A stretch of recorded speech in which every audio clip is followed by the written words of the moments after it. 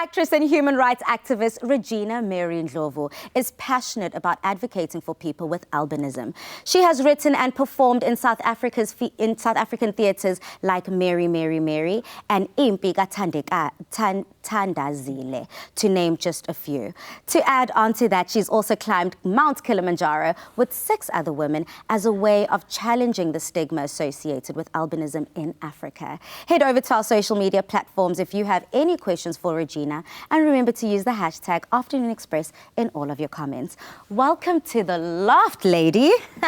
Thank you for having me. I'm so honored to be here. Thank you so much. So, Regina, I've been wanting to pick your brain because I feel like a lot of people have different experiences when it comes to living, dealing and accepting albinism, not only for yourself, but within your family. So talk to me about your upbringing and how that looked like as a childhood. Wow, Yane, my albinism, my beautiful, gorgeous, dynamic creation. So yeah, that's firstly.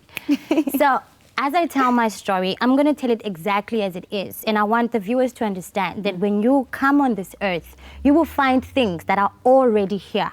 So it's your decision to be conformed to it or to be transformed from it, or decide that as long as I'm here, I will plant a new seed that people can feed from. Yes, so Queen. Basically, my story must not make people get scared, but they must learn, because as human beings, we don't have a manual of saying this is how you take care of somebody, but things do happen. So greatly born with albinism, coming into this world where information has already been circulating from generations to generation, differently from each country. So I was born in Zambia and raised in South Africa.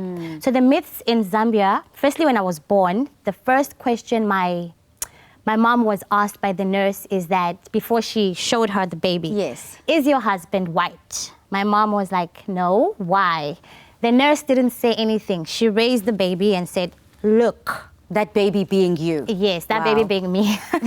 So basically that was just the beginning of everything. Wow. And then starting to encounter stuff like having people spit. In Zambia, when you see a person with albinism, you spit inside your shirt because it's been passed on to say that when you see a person with albinism, you need to spit so you do not have a baby like that. You understand? So just think about that.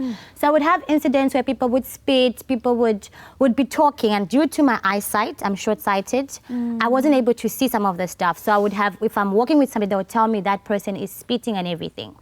Okay, at the age of 8, I was raped by a family member who I called uncle, right? Another rule I tell parents, be careful what you introduce to your kids, because if you come home and say, Malume, uncle, aunt, when you are not there, they trust that person to be their guardian. Yes. So always be cautious of that.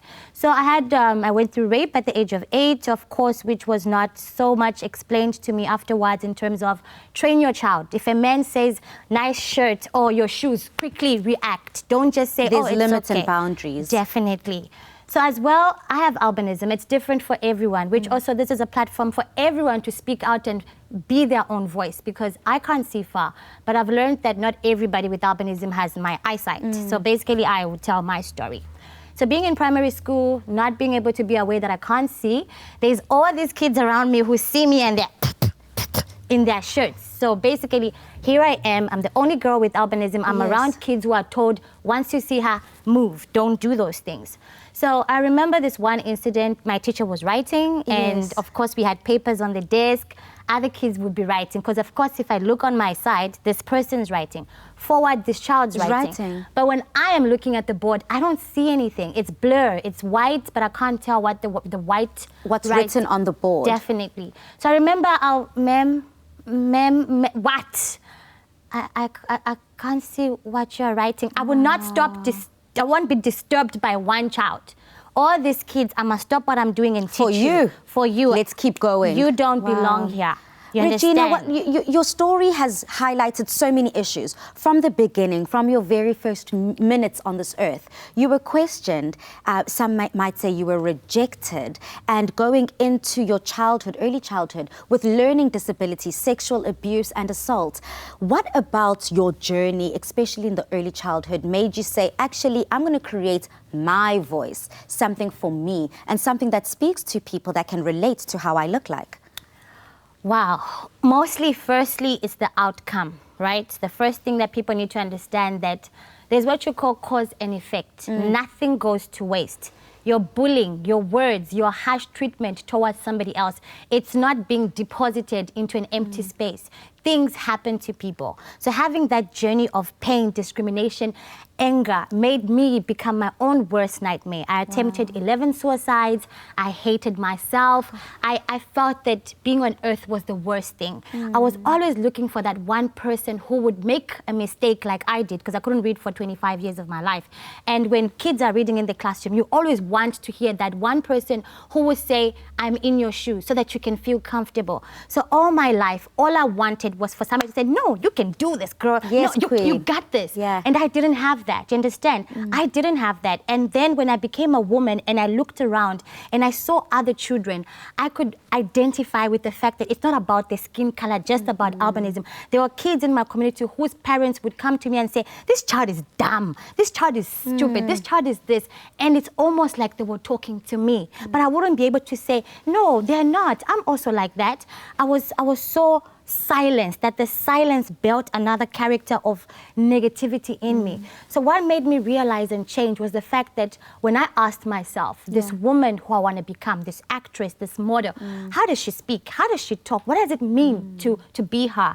I built that. I made the walk, I made the talk. I said, this is how she should talk. This is how she should sit. This is how her voice should be. This is the person I want her to be. Exactly, and I built on that, and here I am. So basically, because I did it, I know anyone else can do it. You don't just tell people, get up and do it. No. You help them up. When they're on their feet, then they'll start taking steps. Absolutely. In life, you're just told, go get a job, go do this. No, this is why I'm here to be the voice. Even My Voice Albinism, the new era, is there to inform, engage, and say, listen, don't ask next door about that girl. Ask me, do you disappear? No, how can I do that? You know, and you're right here, you're doing it, and you're doing it so effortlessly, so easy. Well, I was going to say for us, it looks like it's easy. No. But I can only imagine the amount of pressure you felt, having to stand for one group of people and say that I am the voice and I'm here to do it. What are some of the challenges and misconceptions that you had to overcome